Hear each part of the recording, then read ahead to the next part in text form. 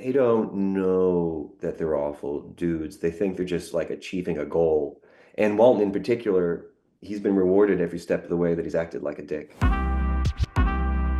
Thank you so much for talking to me today about the show. Hey Russ, nice to meet you, man.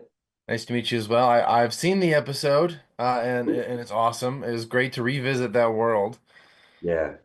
Now, just like as just a note right off the top, we're going to be holding these responses till the episode comes out. So feel free to speak about the episode in whole and Okay. everything that happens within. Okay. But my first question is just, how did it feel to be, a part of Black Mirror's very first sequel episode, and kind of what surprised you the most with the direction that this sequel took? I thought, oh, this is Black Mirror doing Black Mirror with a lightsaber. Yeah. And then I thought, I hope I don't die in the first 10 minutes. And then I saw that I'm not in the first 10 minutes, so I was safe. Yeah, I was such a fan of their initial story. So I think I was going to be as harsh a critic as anyone on Reddit when they said, okay, so this is the one we're making. And I thought they just rediscovered the country. They found that way where the sequel wasn't just an extension of stuff we like, it was essential information to unpack the story we love even more and get to the heart of it, the heart Yeah. of infinity. Yeah. I like that little Yeah. plug there. Now, this new episode does a great job at making it clear to audiences that Walton is a terrible man in real life, which, thinking back, wasn't super clear, I don't think, in that original episode. So can you talk about leaning more into that path for the character as the story continued? Yeah. So just so I can be specific, when you say it wasn't clear how much of a dick Walton is. Yeah, yeah, just like he's just the CEO Walton is just like, man, this guy is an awful dude. Yeah, yeah. Well, like most awful dudes in the awful dudes I play, they don't know that they're awful dudes. They think they're just like achieving a goal.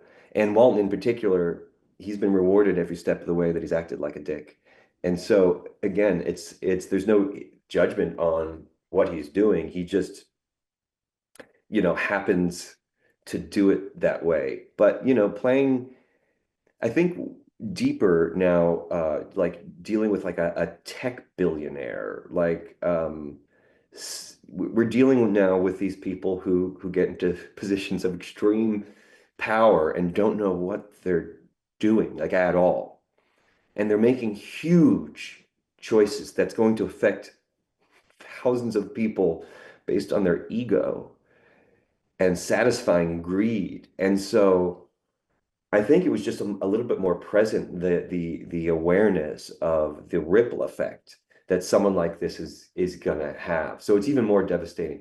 I think, um, they did such an excellent job of highlighting the ridiculousness of someone like this and allowing what's happening to be somewhat enjoyable because he's such a fucking hilarious idiot.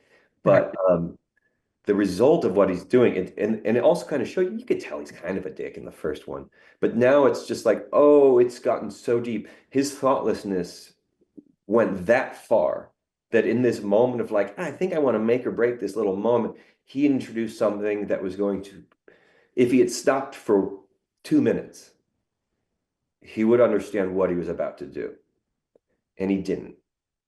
And there's a lot of impulsive behavior, purchases of companies, what have you, going on. And I love that in this story he gets stopped, honestly. Yeah, I think it's fitting. It's deserved, as it were. Yeah. On the And flip it could have side, been a little dirtier. I wouldn't mind his head getting knocked a couple more times in the car, but still. yeah, that was a fun moment when you were like, I got it," and then you hit your head. Yeah.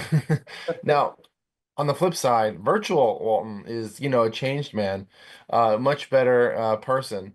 How did you kind of personally work out how such, an asshole, awful human being morphed into this changed man given his new circumstances? And then how much of that was just at the forefront of your mind as you are portraying this better virtual version of this character? Better Well, being morally.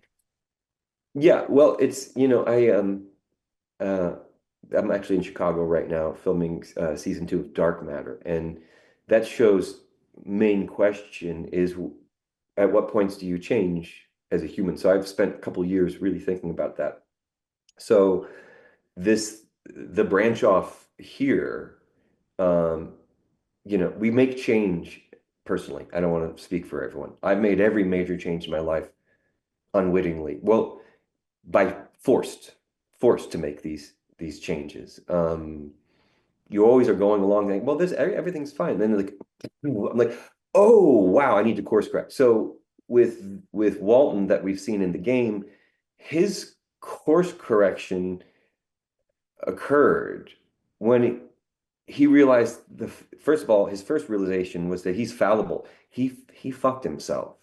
When he's in there in episode 1, he knows he's there. He started this whole thing. We don't deal with that in episode 1, but there's this, oh my God, I don't know everything. And that's the first thing a human needs to learn to not be a problem, is that you don't know everything. So that's his first change from the real world, Walton.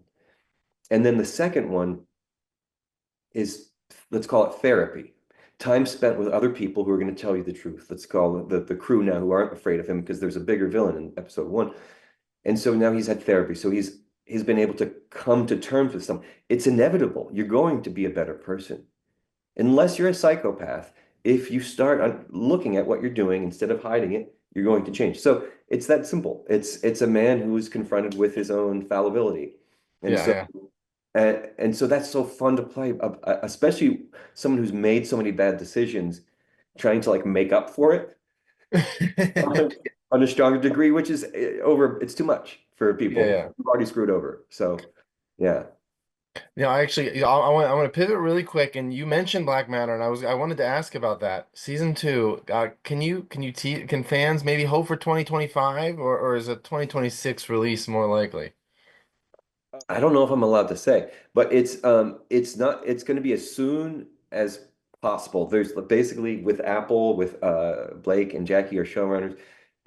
They it is such a love fest. It is such a love fest, and this is one of those things where it's just like, oh my God, season 2 is amazing. So again, I'm lucky to work on two things that are a dark shade followed by a thing, and they're both pretty brilliant their second time around. Well, I look forward to that. But when it comes to Black Mirror, audiences tend to love things in threes. What are the odds that we get to create a third entry in this storyline and kind of create the first Black Mirror trilogy? Has that been discussed or at least tossed around in a brainstorming kind of manner? I think we all can't, you know, witness the ending and go like, you know, he touches his finger to his cheek. And so yeah, it's everybody's busy, everybody's whatever. I know it's like the family is very connected. And so if this were to happen, everybody's behind it. Everybody really gets along with each other, it's a great, like I said, like a family, this cast and crew. So I have no doubt, and I also have no doubt that were Charlie to have that bug in his brain, that he would come up with something that's just like, oh, right, it is essential that we have a third one. I forgot, or I didn't realize. Yeah.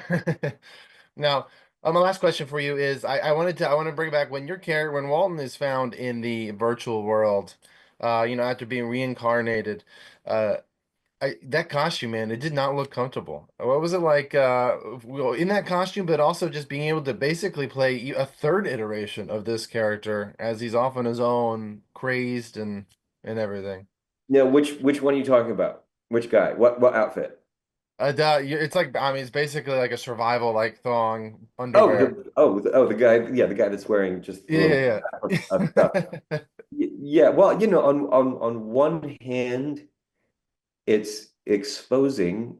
On the other hand, it was really comfy because we were shooting up in Wales for some reason. It was pleasant weather, and so it was freeing. And I don't wear just loincloths that much on film. So I felt they all made me feel real comfortable.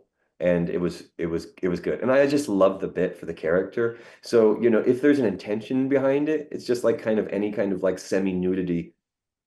The purpose behind it was so valid, and it made the whole visual of that storytelling element come to life even more. So I was stoked. Well, sir, thank you again for talking to me today about the show. I look forward to everyone getting to see it themselves, seeing that story continue. I'm gonna cross my fingers that we get at least one more entry. Yeah. Love that, brother. All right, Thanks, thank you, Russ. sir. Hey, have a great day, man.